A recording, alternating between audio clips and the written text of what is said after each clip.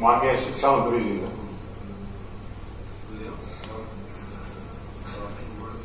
आज की जो सर्जिकल स्ट्राइक भारत की सेनाओं ने पाकिस्तान की टेरिटरी में जाकर की है, समस्त राष्ट्र इससे गौरवान्वित हुआ है। हम राजनीतिक विचारधाराओं के अलग अलग हो सकते हैं, परंतु जो प्रश्न देश की सुरक्षा से जुड़ा उसमें हम देश की सुरक्षा के लिए सरकार के साथ खड़े रहना चाहते हैं।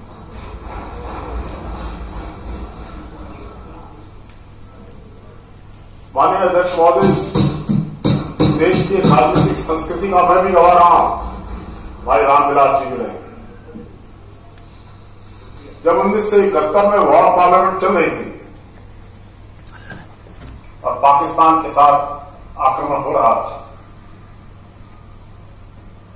तब माननीय श्री अटल बिहारी वाजपेयी जी ने सदन में कहा था, मैं उस परंपरा को दोहराना चाहता हूं कि इंदिरा नहीं, ये दुर्गा है। चुनावी युद्ध में दो हाथ हो सकते हैं, लेकिन देश के युद्ध में हम एक साथ खड़े हैं। सर्जिकल स्ट्राइक की आवश्यकता भी थी। पुलवामा हमले के बाद पानी सर से गुजर रहा था।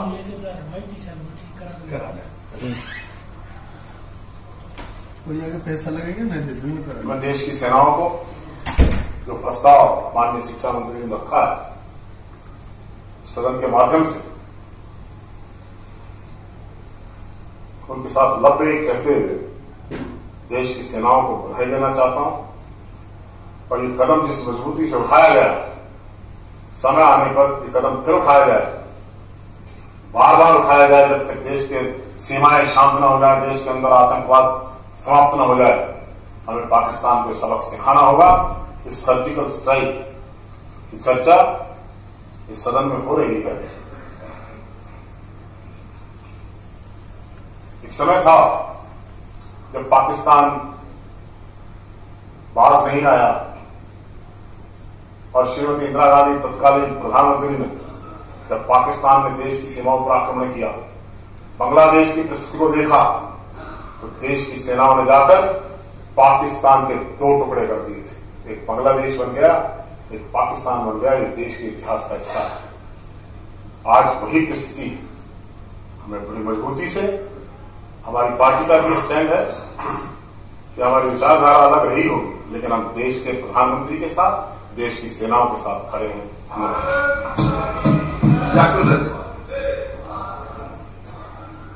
स्पीकर साहब, कोई रिलीफ नहीं दिया गया, ना ही कोई नई स्कीम आ, सिर्फ ओल्ड स्कीम्स को री अनाउंस किया गया। इसमें से इतनी क्लियर नहीं है। और जो बजट एलोकेशन की है वो ओल्ड स्कीम्स की फुलफिलमेंट में खर्च हो जाएगा।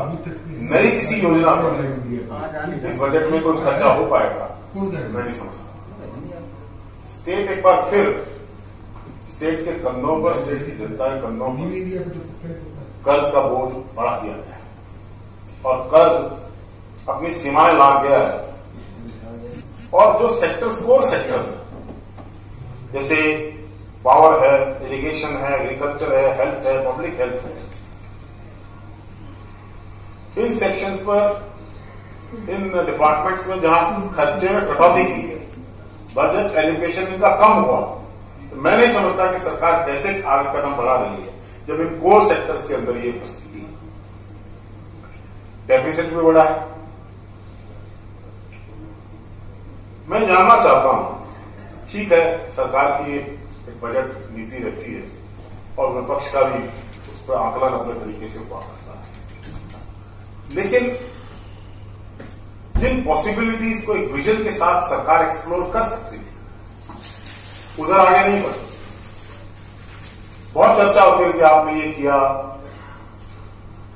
पिछली सरकारों ने ये नहीं किया, हमने ये करके दिखा दिया। देश के प्रधानमंत्री तक पिछले 60 साल, 65 साल, 70 साल के इतिहास की बात करने लग जाते हैं। अध्यक्ष महोदय, देश 1947 में आजाद हुआ, न स्कूल थी, न सड़कें थी, न ट्रांसपोर्ट थे, न अपनी देश की आधी आबादी को पेट भरने के लिए हमारे पास अनाज था।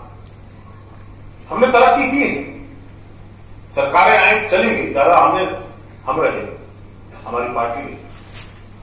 लेकिन ये कह देना कि पीछे कुछ हुआ ही नहीं और सब कुछ हमने कर दिया इस 5 साल में, ये कहना ये चाहिए कि आपने भी किया और हमने आपके काम को आगे बढ़ाया। लेकिन ये संस्कृति यहां पर अभी बनती नहीं। स्थिति ये है कि सदन का अधिक से अधिक समय व्यक्तिगत आरोप प्रत्यारोप और आक्रोश में की जाता है। इस बात पर बात नहीं की जा रही कि किस प्रकार से हम आगे बढ़े, किस प्रकार से सारा हरियाणा आगे बढ़े, समाज के सभी वर्ग आगे बढ़े। इस बात पर चर्चा होनी चाहिए। माननीय अध्यक्ष महोदय, जहां से मैं विधायक हूं, ये नेशनल कैपिटल रीजन में आता है और दिल्ली से चलने के बाद गन्नौर पहला छोटा सिटी, एक ऐसा सिटी है जो जीटी रोड पर है। अनंत संभावनाएं हैं यहां, विकास की भी और इकोनॉमिक डेवलपमेंट की। गुड़गांव आगे बढ़ा, फरीदाबाद आगे बढ़ा। आज हमारी सरकार का ध्यान इस तरफ होना है ताकि जो दिल्ली के सबसे नजदीक लोग हैं वो इस डेवलपमेंट का हिस्सा बने और हमारे विधानसभा क्षेत्र के अंदर अनंत संभावनाएं थी। जैसे मैंने कहा कि गन्नौर के अंदर international horticulture fruit and vegetable market बन गई। सन 2013-14 में तत्कालीन मुख्यमंत्री चौधरी भूपेंद्र सिंह हुड्डा और श्री राहुल गांधी ने उसका शिलान्यास किया था। उसके बाद कोई ऐसा सदन का सेशन नहीं हुआ जिसमें मैंने मंडी के प्रश्न को न उठाया। मैं मुख्यमंत्री जी से व्यक्तिगत रूप में मिला, मैंने कहा मुख्यमंत्री जी, आप क्रॉप डाइवर्सिफिकेशन की बात करते हैं, आप कैश क्रॉप्स की बात करते हैं, आप दिल्ली के अंदर जो हमारी सब्जियां जा रही हैं वो सब्जियां यहां से इसका व्यापार होना चाहिए। दिल्ली की मंडी 40 एकड़ में और गन्नौर के अंदर 537 एकड़ से ज्यादा जमीन अधिग्रहित सरकार ने की थी। नेशनल कैपिटल रीजन में फिर किसी भी गवर्नमेंट प्रोजेक्ट का सबसे बड़ा लैंड पूल है, लेकिन सरकार ने वहां पर एग्री सबमिट की। मैं वहां गया भी, करोड़ों रुपए खर्च किए थे। नई टेक्नोलॉजी इम्पार्ट करने के लिए किसानों को बुलाया गया बसों में भर के। लेकिन जिस मंडी में यह कार्यक्रम हो रहा था, उस मंडी के डेवलपमेंट के लिए सरकार ने क्या कदम उठाए, ये मैं जानना चाहता हूं। 5 साल हो गए, वो प्रोजेक्ट जो इस इलाके के किसान के चेहरे पर खुशहाली ला सकता था, एग्रो इकोनॉमी को एक नया बूस्ट दे सकता था, इस इलाके के अंदर कैश क्रॉप्स की संस्कृति को आगे बढ़ा सकता था, वो उस तरफ कोई कदम इस सरकार ने नहीं बढ़ाया। तो शायद इसलिए नहीं बढ़ाया कि वहां से प्रतिनिधित्व विपक्ष का विधायक करता है। फिर सबका विकास और सबका समान विकास, सबका समग्र साथ, वो बात कहां रही? माननीय अध्यक्ष महोदय, आज भी सरकार इस बात को देखना चाहिए कि गन्नौर की इस मंडी के अनंत संभावनाओं को एक्सप्लोर करके किस प्रकार से इस क्षेत्र के विकास के लिए सरकार अपना नीति निर्धारण करे। इस बारे में मेरी जनाब आपके माध्यम से सरकार से प्रार्थना। माननीय अध्यक्ष महोदय, पानीपत से दिल्ली का हाईवे जो है उसकी 10 लेनिंग होनी चाहिए, 10 लेन हाईवे बनना। गन्नौर से पानीपत से दिल्ली जाने में इतना समय लगता है, कई बार 3-3, 4-4 घंटे लग जाते हैं, चारों तरफ ट्रैफिक जाम रहता है। ये नेशनल हाईवे का प्रोजेक्ट है, लेकिन पिछले 8 महीने से इस नेशनल हाईवे के प्रोजेक्ट पर कोई काम नहीं हुआ। जहां का तहां पड़ा है, एक्सीडेंट्स की भरमार हो रही है। वो जो 10 लेन हाईवे प्रायोरिटी बनना चाहिए था, जिससे दिल्ली जाने का एक जो लाखों लोग दिल्ली का सफर करते हैं, वहां 3 टोल बूथ तो लगा दी, लेकिन आज तक उस सड़क के निर्माण की ओर सरकार आगे नहीं बढ़ी है। जहां था वो निर्माण वहीं रुका पड़ा है। ऐसी परिस्थिति में मेरा जनाब आपसे अनुरोध है कि सरकार national highway Panipat to Delhi 10 lane highway के काम को तुरंत शुरू कराए और इस प्रोजेक्ट को लेकर नेशनल हाईवे अथॉरिटी से बात करके इसके विकास की बात करें। गन्नौर में रेलवे कोच फैक्ट्री लगी, सरकार ने बड़ा ढोल पिटा था, बड़े बड़े पोस्टर्स लगाए गए थे, बड़े बड़े बैनर्स लगाए गए थे, खोदा पहाड़ और निकला चूहा। रेलवे कोच फैक्ट्री की बजाय और वो भी मरा हुआ और सड़ा हुआ रेलवे कोच फैक्ट्री की बजाय गन्नौर के अंदर रेलवे कोच रिपेयर वर्कशॉप लग रही है। कहां फैक्ट्री? कपूरथला की तरह लगती, पंजाब की तरह, जिसमें 20,000 एम्प्लॉइज की एम्प्लॉयमेंट अपॉर्चुनिटीज बनती, और कहा 250-300 आदमियों की एम्प्लॉयमेंट अपॉर्चुनिटीज के साथ रेलवे कोच फैक्ट्री की बजाय रेलवे कोच रिपेयर वर्कशॉप यहां पर लगाई जा रही है। ये भी एक ऐसी परिस्थिति है जिसकी ओर सरकार को सोचना चाहिए। एयरपोर्ट्स की बात की गई है गवर्नर के भाषण में। हिसार में एयरपोर्ट बना है क्या? एक भी फ्लाइट वहां लैंड किए जिस दिन से बना है? बताए सरकार। बात तो की जा रही थी कि इंटरनेशनल लेवल का एयरपोर्ट बनेगा, बड़ी फ्लाइट्स लैंड होंगी, लेकिन एक भी फ्लाइट, नॉट इवन वन। 2 दिन पहले अखबार में आया इसी प्रकार करनाल में जो मुख्यमंत्री का क्षेत्र है वहां पर कहा गया एयरपोर्ट बनेगा, उसकी स्ट्रिप एक्सटेंशन होगी, लेकिन आज वहां पर जमीन। अध्यक्ष जी, आप कोई ऐसी बात नहीं कर रहा हूं, नहीं कर और 5 मिनट और तो एयरपोर्ट करनाल में जो बनना चाहिए था तो नहीं बना। करनाल को सीएम सिटी तो कहा जा रहा है, लेकिन सीएम सिटी को कहे जाने से वहां पर कुछ हो नहीं रहा।